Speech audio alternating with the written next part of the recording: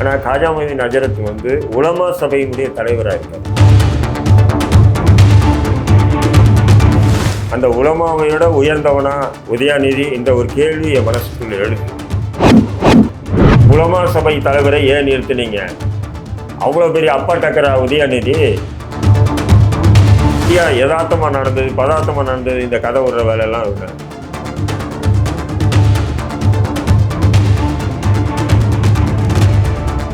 புகைப்படம் வந்து இப்போ ரைட் நோ ரொம்ப வைரலாக பரவிட்டு இருக்குது. உதயநிதி ஸ்டாலின் அவர்கள் ஒரு திருமணத்துக்கு போயிருக்கிறார். அவர் அமர்ந்திருக்கிறார். இஸ்லாமிய சமூகத்தில் மிகவும் உயரிய மதிக்கக்கூடிய ஒரு தலைவர் இடத்துல இருக்கக்கூடிய ஹாஜி அவர்கள், காஜா மொய்தீன் அவர்கள், அமைச்சர் சம்மது அவர்கள் இவர்கள் எல்லாமே பின்னாடி நிற்கிறாங்க. இதை பார்த்துட்டு எல்லாரும் பகிர்றாங்க. நீங்கள் தான் ஃபஸ்ட்டு பகிர்ந்தீங்கன்னு நினைக்கிறேன் நான். அது ஒரு மிகப்பெரிய ஒரு விமர்சனம் வந்து அதை பண்ணிகிட்டு இருக்கிறீங்க. ஏன், என்ன காரணம்? இது ஒரு சாதாரண விஷயமா எடுத்துக்க முடியாதுங்களா? அவர் வந்து காஜா மொய்தீன் என்பவர் சாதாரணமான காஜா மொய்தீன் தான், அது பெருசாக இல்லை. அவர் ஒரு அமைப்பு தலைவராக அந்த இப்போ காதர் மொய்தீனே பக்கத்தில் நிற்கிறாரு. யார்? முஸ்லீம் லீக் தலைவர் காதர் மொய்தீன் நிற்கிறார். அது கூட நமக்கு பெருசாக தெரியல. ஆனால் காஜா மொய்தீன் ஹஜரத் வந்து உலமா சபையினுடைய தலைவராக இருக்காரு.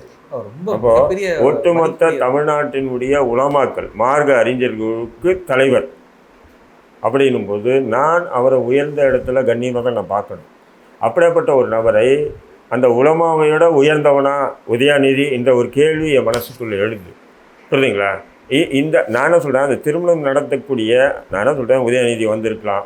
உதயாநிதி வந்து தமிழ்நாட்டில் வந்து முதல்வர்னே சொல்லலாம் அவனை. அது யாருடைய திருமணம்? அந்த சம்பவம், அந்த திருமணம் வந்து முன்னாள் எம்எல்ஏ மைதீன் கானுடைய மகனோ இன்னாள் எம்எல்ஏ வஹாபுடைய மகனோ ஏதோ சொல்லிக்கிறாங்க. அந்த மாதிரி ஒரு திருமணம் தான். இந்த திருமணத்துக்கு போயிருக்கலாம். இவங்க என்ன பண்ணுறாங்க, அந்த திருமணத்தில் வந்து அவங்க எல்லாம் உட்காந்துருக்காங்க பாருங்கள். நாங்கள் எல்லாம் உட்காந்துட்டு தான் இருந்தாங்க. திடீர்னு உதயாநிதி வந்தார்.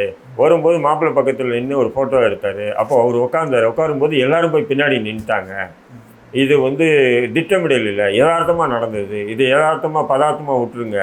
அதை படத்தில் சொன்னால யதார்த்தமாக கூப்பிட்டா பதார்த்தமாக போனேன்னு வடிவேல்கிட்ட ஒரு பெண்ணு சொல்லுவாள். அந்த மாதிரி இது யதார்த்தமாக நடந்தது. இதையே பெரிய அரசியல் படுத்துறீங்க. நான் அரசியல் படுத்தலை. இன்னொரு அரசியல் பொருள், இன்னொரு நாதாரி அரசியல்வாதி இப்படி ஒரு உலமா சபையை கேவலப்படுத்தக்கூடாதுன்ற ஒரு நல்ல எண்ணத்தில் தான் நான் அதை பகிர்ந்து இது வன்மையாக கண்டிக்கிறேன்னு சொன்னேன். அதுக்கு பாருங்கள், 200க்கும் மேற்பட்டவர் என்ன பண்ணுறான், கம்ப்ளைண்ட் அடித்து உடனே அதை ரிமூவ் பண்ணிட்டான். ஃபேஸ்புக் பாருன்னு ரிமூவ் பண்ணிட்டான். ஆனால் என்னுடைய பதிவை ரிமூவ் பண்ணிட்டாங்க. அப்போது இது வந்து நான் இந்த சமூகத்துக்கு உண்டான கண்ணிய குறைவு அங்கே ஏற்பட்டு இருக்கின்றது தான் மேற்கோள் காட்டுறேன். நான் யாரையும் குத்தணும் அப்படின்னு குத்தி அதில் வரக்கூடிய ரத்தத்தை குடிக்கணுன்ற ஆசை எனக்கு இல்லை. பக்கத்தில் ஒரு KN நேரு அவர்கள் கூட இருக்கிறாரு அமைச்சர். நான் KN நேரு இருக்கட்டும், அப்பாவும் இருக்காரு, சபாநாயகர் அப்பாவும் இருக்காரு, KN நேரு இருக்கட்டும், அப்பாவும் இருக்கட்டும், எந்த நாதாரியாச்சும் இருந்துட்டு போட்டோங்க. நீங்கள் சொன்னீங்க அப்துல் சமது, எவ்வளோனாச்சும் இருந்துட்டு போட்டோங்க. நின்று தொலைங்க. ஏன்னா நீங்கள் அரசியலில் இறங்கிட்டீங்க. அடுத்தது எம்பிக்கு ஏதாவது ஒரு சீட்டு கிடைக்குமா, அதில் இவனு பிடிச்சி ஏதாவது உருவுனா எதனா உதவுவானா அப்படின்ற எதிர்பார்ப்பு உங்களுக்கு இருக்குது. அது இருந்துட்டு போட்டோம்.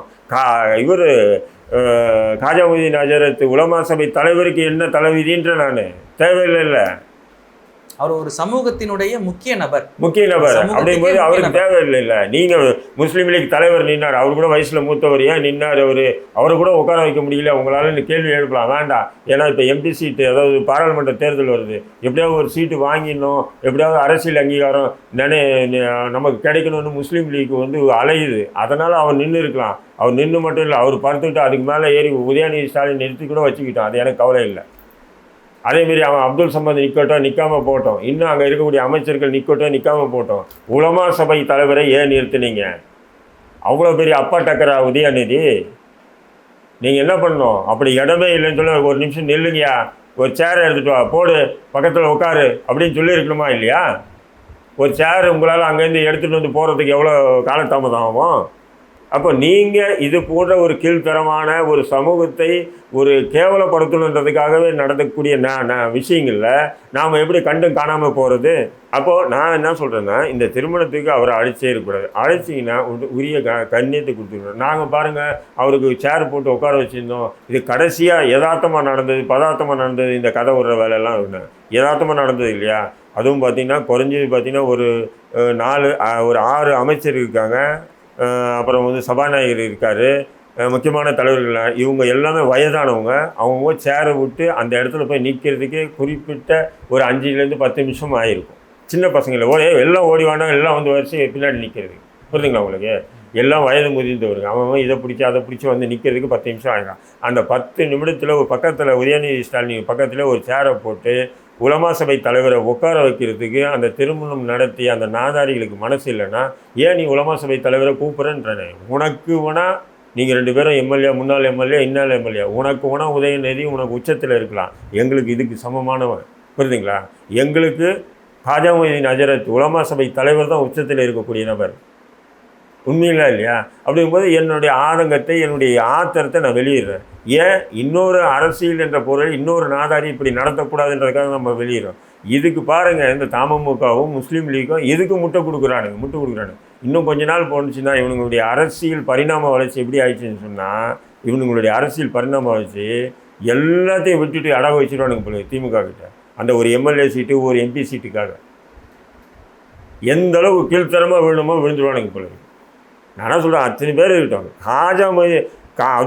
காதர் மொய்தீன் இருக்காருல்ல, பேராசிரியர் காதர் மொய்தீன், அவருக்காச்சும் மண்டல கொஞ்சம் இருக்கணும் இல்லையா? சின்ன பையன் உட்காரான், உலமா சபை தலைவர் பின்னாடி நிற்கிறாரு, தப்பு அப்படின்னு சொல்லிட்டு நிறுத்தி அவர் சேர் எடுத்துகிட்டு அந்த சொல்லியிருந்தா கேட்காம போயிட்டு இருப்பாங்க. ஏன் ஊருக்கெல்லாம் உபதேசம் பண்ணுறீங்க? அப்போ நீங்களே வந்து சரியில்லும் போது நீங்கள் உங்களுக்கு பின்னாடி அணிவகுத்து நிற்கக்கூடிய இளைய சமூகத்தை நீங்கள் என்ன சொல்ல வரீங்க? நீங்கள் அப்போ எதுக்கு இந்த இஸ்லாமிய இதை எதுவுமே வேணாம், தூக்கி போட்டு திமுக இதுவாகிட்டோம், கொள்கையாகிட்டோம், அப்படி தான் நினைக்க தோணுது. அப்போ அற்பத்தனமான கீழ்த்தரமான அரசியலுக்காக இப்படியெல்லாம் விடாதீங்கன்றது தான் என்னுடைய கோரிக்கை.